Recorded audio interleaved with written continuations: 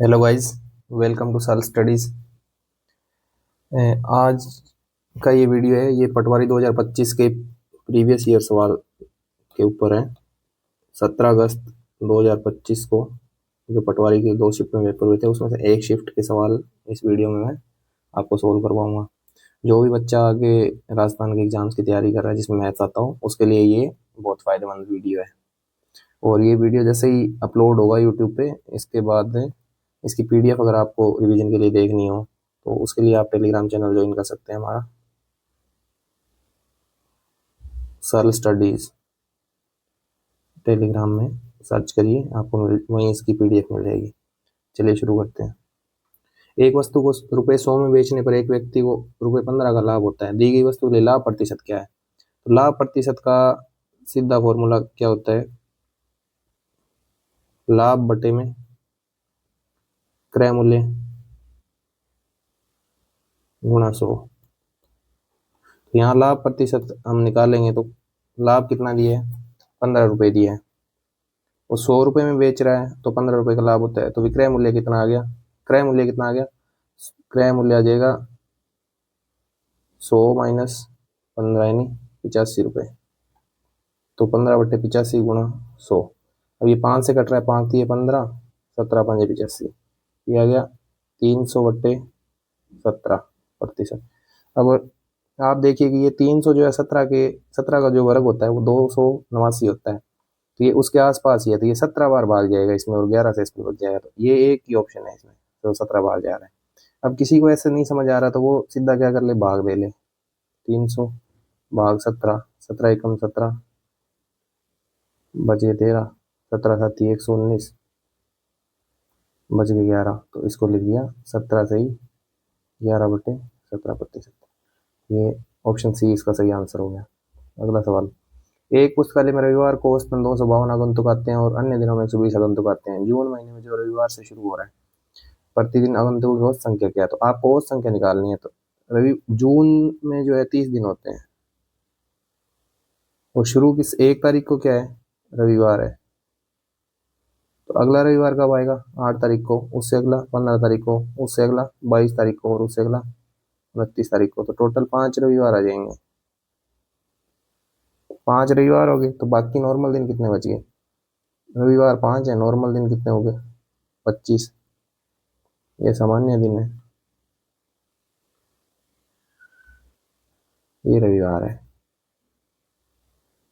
अब ये कह रहा है कि रविवार को जो है 252 आगंतुक आते हैं और सामान्य दिन में 120 आगंतुक आते हैं। अब आपको इसको इससे गुणा करके इसको इससे गुणा करके जोड़ के और उसमें 30 का भाग देना। तो पर कैलकुलेशन आसान करने के लिए आपको सिर्फ औसत चाहिए, तो आप इसका रेशियो ले लो। ये 5 से कट रहा है तो 5 एकम 5 और 5 5 25।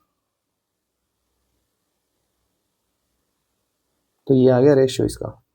जब भी आपको निकालना हो परसेंटेज या फिर रेशियो, तो आप सिंप्लीफाई कर सकते हैं नंबर्स को, जो भी चीज़ सेम यूनिट में।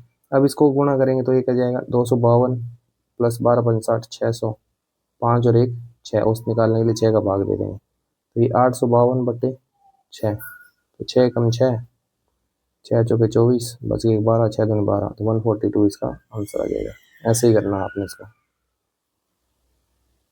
ये आकृतियों को उनके विकर्णों की संख्या से के अनुसार आरोही क्रम में व्यवस्थित कीजिए। यानी कुछ ज्यामितीय आकृतियां दी है, उनको संख्या कोणों के आधार पर कि उसमें कितने कोण हैं, उनकी कोणों की संख्या के आधार पर आरोही क्रम यानी बढ़ते क्रम में लिखना है। तो कोणों की संख्या किसी भी ज्यामितीय आकृतियों में उतनी होती है जितनी उसमें भुजाओं की संख्या होती है। कोणों की संख्या बराबर होती है भुजाओं की संख्या।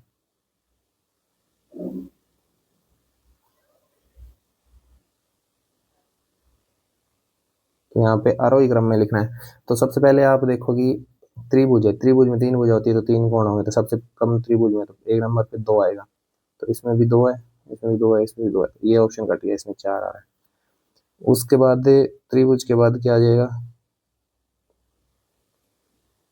त्रिभुज के बाद इसमें चतुर्भुज भी है तो 6 नंबर आएगा 2 पे। इसमें भी 6, इसमें 5 है तो ये कट गया ऑप्शन। ये 6 तो ये बच गया। उसके बाद आप देखेंगे तो क्या है? पंचभुज आएगा, तो दोनों में ही पंचभुज आ रहा है, ठीक है।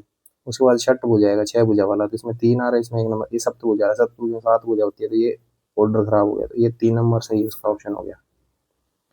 तो ये सिंपल सा कंसेप्ट है, ये आपको पता ही होता है। ऐसे जैसे त्रिभुज बनाते हैं हम, तो त्रिभुज में 3 भुजा है, 3 ही कोण है। ऐसे ही चतुर्भुज बना दो, कुछ भी आयत बना दो, कुछ भी बना दो, तो इसमें भी 4 भुजा है और 4 ही कोण है। ऐसे भी आप बना के देख सकते हैं पेपर पे, जितनी भुजा हुई उतने ही कोण होंगे। ये कह रहा है, यदि रुपए आर को ए और बी के बीच में ए बटे बी अनुपात सी बटे डी के अनुपात में विभाजित किया जाए, तो ए को कितनी राशि विभाजित होगी, प्राप्त होगी। तो ए अनुपात बी क्या दिया है, ए बटे बी अनुपात सी बटे डी। ये मिश्र अनुपात दिया है, इसको सिंपल अनुपात में बदलने के लिए क्या करेंगे, इसको क्रॉस गुणा कर देंगे, यहाँ से यहाँ, यहाँ से यहाँ, तो ये आ जाएगा ए डी अनुपात बी सी। अब कुल राशि कितनी है, आर, जो कि A D plus B C है, और ए का मान पूछा है, तो ए की वैल्यू है ए डी, तो ये आ गया A D R upon A D plus B C. ये कौन से ऑप्शन में, ए ऑप्शन में दिया है, थोड़ा आगे पीछे करके लिखा हुआ है ये, आप थोड़ा सा देखेंगे तो ये आपको मिल जाएगा इजीली। इसको ऐसे करना है, मिश्र अनुपात को ऐसे क्रॉस गुणा करके और सिंपल अनुपात में कन्वर्ट करते हैं। अगला सवाल है कि 3 वर्ष के अंत में 20,000 की राशि पर एक अर्जित साधारण ब्याज 7200 रुपये है। समान अवधि के लिए समान राशि पर समान दर से अर्जित चक्रवर्ती ब्याज क्या होगा। 3 साल का साधारण ब्याज दिया है और 3 साल का चक्रवर्ती ब्याज निकालना आपको। तो इसमें 2 सवाल है आपके पास कि पहले तो साधारण ब्याज जो दिए उससे आपको दर निकालनी पड़ेगी, दर नहीं दी हुई, फिर दोबारा आपको क्या करना होगा, उसी दर से चक्रवर्ती ब्याज निकालना होगा। तो दर निकालने के लिए आप क्या करेंगे, 3 साल का साधारण ब्याज 7200 रुपये दिया है, तो 1 साल का साधारण ब्याज जो है हर साल एक समान होता है। 1 साल का साधारण ब्याज ये कितना हो जाएगा, 7200 बटे 3 यानी 2400 रुपये हो जाएगा ये। तो अब दर निकाल लो आप, दर यानी आर प्रतिशत कितना है, तो 2400 रुपये ब्याज बन रहा है, कितने पे बन रहा है, 20,000 रुपये 1 साल का, तो गुणा 100%। दर का फॉर्मूला ये होता है ना, ब्याज बट्टे मूलधन गुणा 100। तब ये 2 और 2 4, 4 जीरो से 4 जीरो काट के ये 2 से कट गया 12 बारी, तो ये 12% आ गया। 1 सेकंड, दर आ गई इसमें 12%। अब 3 साल का साधारण, 3 साल का चक्रवृद्धि ब्याज निकालना आपको 20,000 रुपये। तो वैसे चक्रवृद्धि ब्याज निकालने के 3-4 तरीके होते हैं, ट्री मेथड भी होता है, बट यहाँ पे जो सबसे इजीली लगेगा वो मैं बताता हूँ। सबसे एक फॉर्मूला होता है 3 साल के चक्रवृद्धि ब्याज की दर निकालने के लिए, 3 साल के चक्रवृद्धि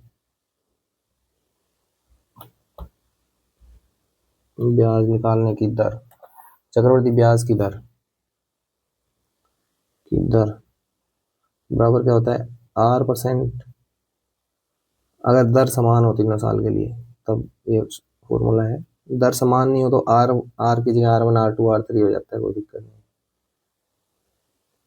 R into R plus R into R plus R into R, और इस पूरे के बटे में 100 है, और प्लस में R इंटू आर गुणा बटे में क्या जाएगा 10,000। तो यहाँ पे 12 है, तो 12 प्लस 12 प्लस 12 3 बार लिखेंगे, तो 12 12 12 कितना आ गया, 36 आ जाएगा। फिर 12 गुणा 12 कितना आ जाएगा, 144 प्लस 144 प्लस 144 बट्टे में 100। फिर 12 को 3 बार गुणा करेंगे तो 12 का क्यूब कितना होता है, 1728 बट्टे में 10,000 आ गया। तो ये कितना आ जाएगा, 36 प्लस 144 को 3 बार जोड़ेंगे तो कितना आ जाएगा, 4 4 8 4 12 आंसर 2, 4 4 8 4 12 13 3 आंसर 1 3 और 1 4, और बट्टे में ये 100 है तो 4.32 आ जाएगा, प्लस ये 0.1728 ये आ गया। तो ये क्या आ जाएगा, जोड़ेंगे इसको तो आप जोड़ के देख सकते हैं, मैं डायरेक्ट लिख रहा हूँ यहाँ पे, 7 2 9 3 और 1 4 और 36 और 4 40, तो 40.498। ये लगभग ऑप्शन दूर दूर है तो इसको हम 40.5% मान सकते हैं। तो ये 3 साल की ब्याज दर आ गई। अब 3 साल का चक्रवृद्धि ब्याज निकालना है आपको, तो 20,000 जो है उसका 40.5% निकाल दो आप, तो ये पॉइंट हटेगा तो 1 0 आ जाएगी यहाँ पे, तो 3 जीरो से 3 जीरो कट गई। 405 को 20 से गुणा करेंगे तो कितना आ जाएगा, 0, 10 और 4 दूनी 8, 8100 रुपये आ गया। अब 8100 के सबसे पास में ऑप्शन कौन सा है, ये ऑप्शन बी है, तो ये इसका राइट आंसर है। तो इसको आपको ऐसे करना है, ये फॉर्मूला जो है ये 3 साल के साधारण 3 साल का चक्रवृद्धि ब्याज की दर निकालने के लिए होता है। अलग अलग दर दी होती है यहाँ पे, तो R1 R2 R3 कर लेते हैं। अगला सवाल क्या है, शुद्ध दूध वाले बर्तन से 20% दूध पानी में बदल दिया गया और यही प्रक्रिया 2 बार और की गई। तीसरी बार की प्रक्रिया के बाद मिश्रण में दूध का प्रतिशत कितना है। इसमें 2 टाइप से सवाल आते हैं। एक सवाल आता है कि जिसमें मात्रा पूछ लेता है, एक में जिसमें प्रतिशत पूछ लेता है। तो प्रतिशत वाले में आपको मात्रा से कोई मतलब नहीं है, तो आप डायरेक्ट भिन्न से निकाल सकते हैं। अब 20% की फ्रैक्शन क्या, 20% की भिन्न क्या होती है, 1/5। अब ये कह रहा है कि 20% दूध निकाल के पानी डालते हैं, तो पहली बार जब प्रक्रिया करेगा तो क्या हो जाएगा कि 5 दूध था, उसमें से 1 निकाल दिया और पानी डाल दिया, तो दूध बच कितना जाएगा, 4/5। यानी 5 टोटल है तो उसमें 4 दूध है, 1 पानी आ गया। और दोबारा करेगा तो फिर से क्या होगा, वही 4/5। फिर एक बार और कर देगा, 3 बार कर दिया इसने तो 4/5। तो ऊपर वाला आ गया 64 और नीचे वाला आ गया 125। यानी 125 कुल है, उसमें से 64 क्या है, दूध है। तो अब 64/125, इसको प्रतिशत निकालना है तो गुणा 100 कर देंगे। तो 25 चौके 100 और 25 पंजे 125 होता है। तो 4 चौके 16, 6 चौके 24, 25, 256/5। तो ये 5 5 25 और 5 एकम 5 और 2, 51.2%। इतना दूध उसमें शुद्ध बच जाएगा। अब पानी अगर पूछ ले कि पानी कितना बच जाएगा, पानी कितना होगा उसमें, तो पानी में क्या टोटल 100% होता है, -51.2% आ गया। तो ये कितना आ जाएगा, 48.8%। ये पानी का आ गया। अब यहाँ पे मात्रा पूछता तो हम यहाँ पे शुरू में गए एक पी से गुणा कर देते हैं। यहाँ पे जितनी मात्रा दी होती है उससे गुणा कर देते तो मात्रा आ जाती है। 2 वृत्तों की त्रिज्याओं का योग 75 सेंटीमीटर है और उनकी परिधि में अंतर 44 सेंटीमीटर। वृत्तों की त्रिज्याएं हैं, तो 2 वर्त बड़े की हमने आर मान ली, छोटे की स्मॉल आर मान ली, तो ये 75 दिए हैं। और दोनों वर्तों उनकी परिधि में अंतर दिए हैं। वर्त की परिधि का फॉर्मूला क्या होता है, सबको पता है, 2πr। तो अब बड़े वर्त की परिधि हमने मान ली 2πr, ये होगी, छोटे वर्त की होगी 2πr।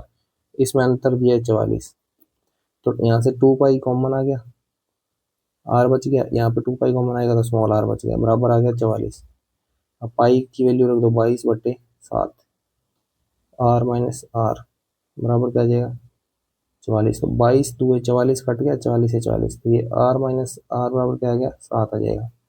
यहाँ से r माइनस आर बराबर क्या आ जाएगा 7। तो यहाँ से आपको देखना कि ये बड़े वर्त की दी ये छोटे वर्त की दी, इनमें इनका योग कितना आ रहा है, 75 आ रहा है, और इनका डिफरेंस कितना आ रहा है, अंतर कितना आ रहा है, तो 5 का ही आ रहा है। बट यहाँ पे अंतर कितने का है, 7 का है, तो ये ऑप्शन नहीं होगा। यहाँ अंतर कितना है, 7 का, और योग कितना है, 75। तो ये हो सकता है, जरूरी नहीं यही हो। तो बाकी ऑप्शन भी देखने हैं आपने, ये 36 और 39, इसमें अंतर कितना है, 3 का अंतर है, तो ये नहीं होगा। और ये 31 और 44, इसमें 9 और 4 13 का अंतर है, तो ये भी नहीं होगा। तो आपको सोल्व नहीं करने पड़े, यहाँ से ये उत्तर पता चलेगा, यही उत्तर बचेगा। पर सोल्व भी करना हो ऐसे कोई भी दिया हो, कोई भी कि r + r बराबर 75, r माइनस r बराबर 7, यानी a + b बराबर कुछ दिया हो, a माइनस b बराबर कुछ भी दिया हो, तो बड़े वाली जो वैल्यू होती है वो क्या होती है, r बराबर क्या होती है, इसका और इसका योग करके और भाग देना होता है 2 का। 75 + 7/2 पूरा सोल्व नहीं करना, तो 81/2 कितना आ जाएगा, 41। और छोटे वाले का निकालना हो तो बड़े 75 माइनस 7 घटा के दोनों को और 2 का भाग देना है, ये 68/2 यानी 34 आ जाएगा। तो ये सवाल का उत्तर हो गया। अब कह रहा है दो शंकु की त्रिज्याएं 2:1 के अनुपात में हैं और उनके आयतन बराबर हैं, उनकी ऊंचाइयों के अनुपात ज्ञात कीजिए। तो सबसे पहले आपको पता होना चाहिए शंकु का आयतन क्या होता है। शंकु का आयतन, शंकु का आयतन होता है 1/3 पाई r²h। और शंकु कैसा दिखता है, ऐसे दिखता है शंकु, ये ऐसे शंकु होता है, ये बीच में थोड़ा सा इधर बन गया, ये तो बीच में होता है, ये h होता है, ये h होता है यहाँ पे, ये r होता है और ये l होता है, ये ऐसा होता है।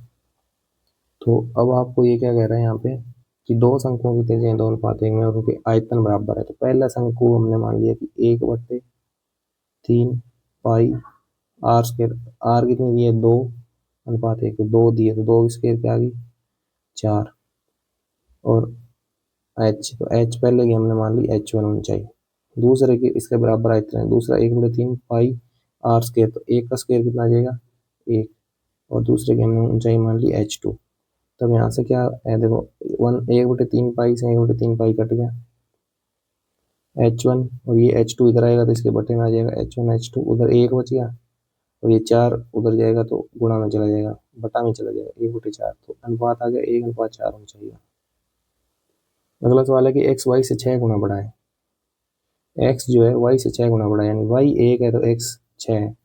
वह प्रतिशत जिसे y x से कम है, तो y x से कितना कम है यहाँ पे 5, तो 5 कम है कितने पे, x से कम है, तो x कितना है 6 गुणा 100, तो ये प्रतिशत आ गया।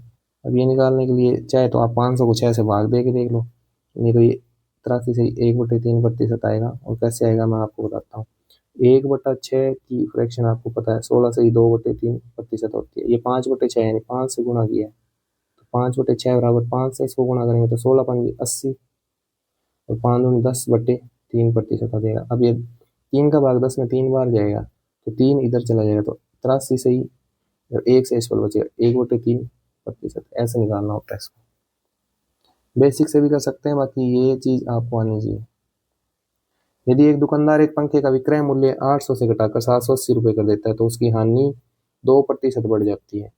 लाभ निकालना हो चाहे तो कोमा हानि प्रतिशत जो होते हैं वो हमेशा ही विक्रय मूल्य पे निकलते हैं, क्रय मूल्य पे निकलते हैं, सॉरी। लाभ प्रतिशत हानि प्रतिशत को क्रय मूल्य पर निकाला जाता है।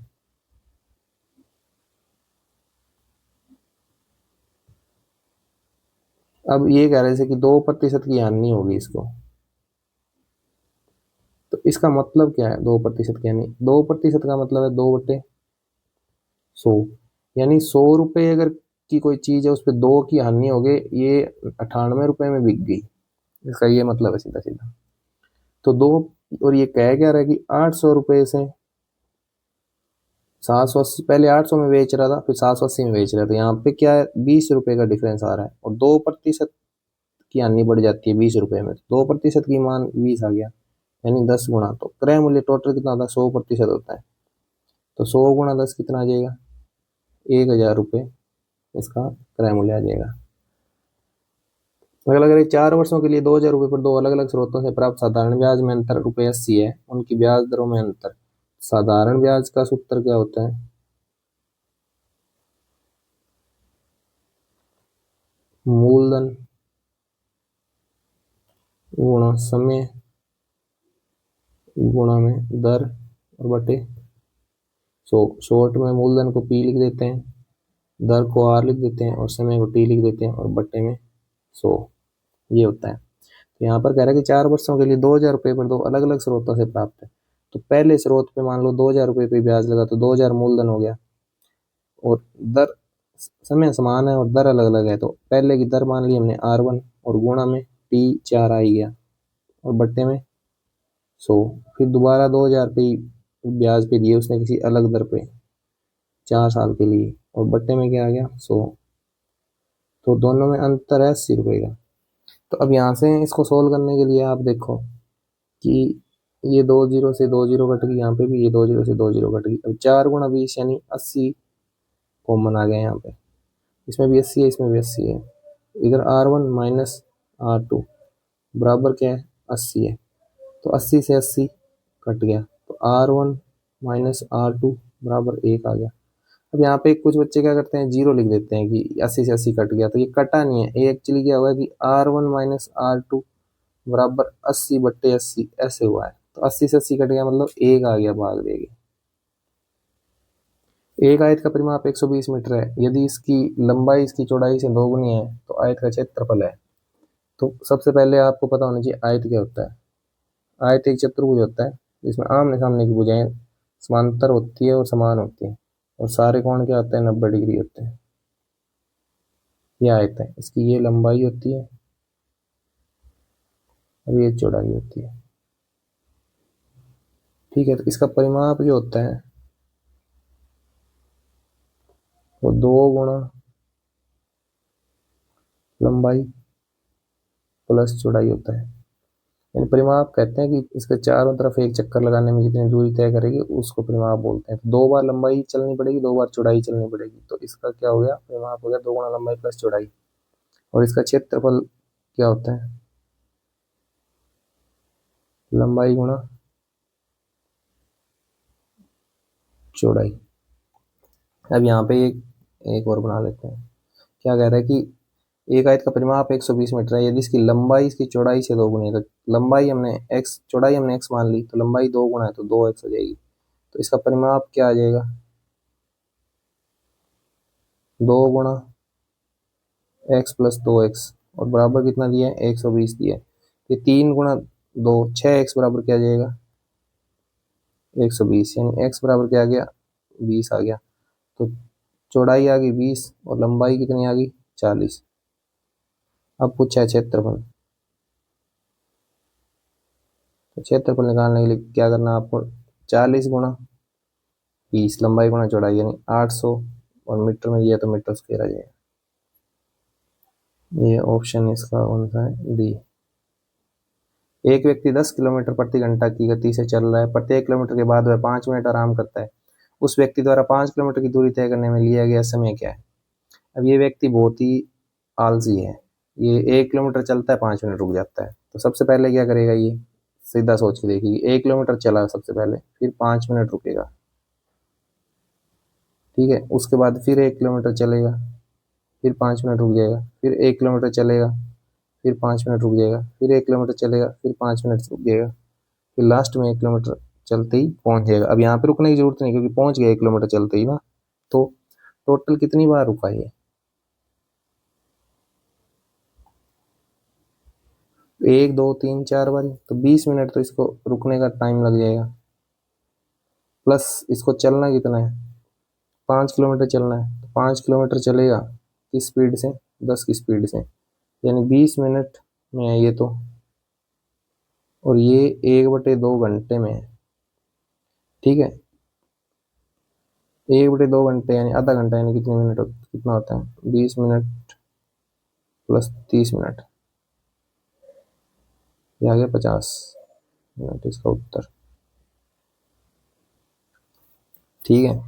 इससे अगला सवाल है, शिल्पी ने एक वॉशिंग मशीन ₹10,200 में बेची, इस लेन देन में से 15% की हानि हुई, उसे वॉशिंग मशीन किस मूल्य पर खरीदी थी।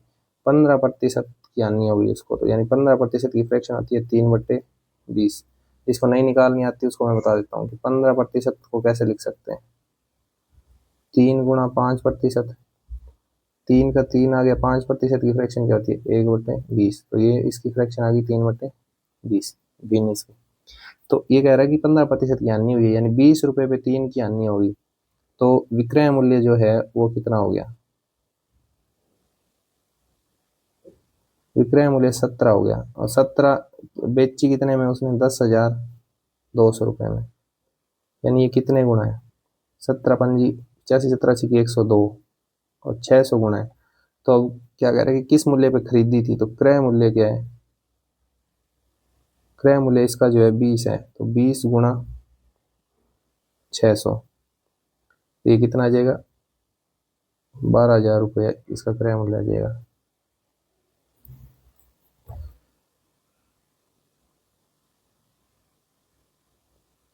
तो ये 12,000 रुपये इसका उत्तर आ गया, ऑप्शन ए।